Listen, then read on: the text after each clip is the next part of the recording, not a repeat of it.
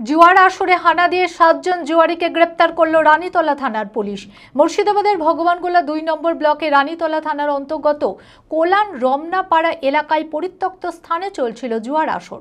বুধবার রাতে অভিযান চালিয়ে জুয়ার বোর্ড সহ আনুমানিক 7,650 টাকা উদ্ধার করে পুলিশ। ঘটনার সঙ্গে জড়িত আর কেউ রয়েছে কিনা তা খতিয়ে দেখছে তদন্তকারী আধিকারিক। গ্রেপ্তার হওয়া 7 জনকে বৃহস্পতিবার আদালতে তোলা হয়। মানসিক স্বাস্থ্যের জন্য সবার আগে যে নামটি মনে ভেসে ওঠে সুস্থ মনের ঠিকানা মনোবীক্ষণ। যোগাযোগ নাম্বার 7477799513। মুর্শিদাবাদের ভগবানগোলা 2 নম্বর ব্লকে রানীতলা থানার অন্তর্গত কোলান রমনাপাড়া এলাকায় পরিত্যক্ত স্থানে চলছিল জুয়ার আসর। অভিযোগ পেয়ে ঘটনাস্থলে হানা দেয় রানীতলা থানার পুলিশ।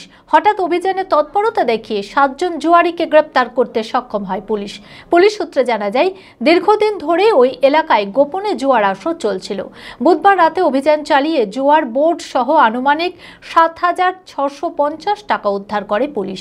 ঘটনার সঙ্গে জড়িত আর কেউ রয়েছে কিনা তা খতিয়ে দেখছে তদন্তকারী আধিকারিক। স্থানীয় বাসিন্দাদের দাবি, এই ধরনের বেআইনি জুয়ার আসর এলাকায় অসামাজিক কার্যকলাপ বাড়িয়ে তুলছিল। পুলিশের অভিযানে এলাকাবাসীরা স্বস্তি প্রকাশ করেছে। গ্রেপ্তার হওয়া 7 জনকে বৃহস্পতিবার আদালতে তোলা হয়েছে।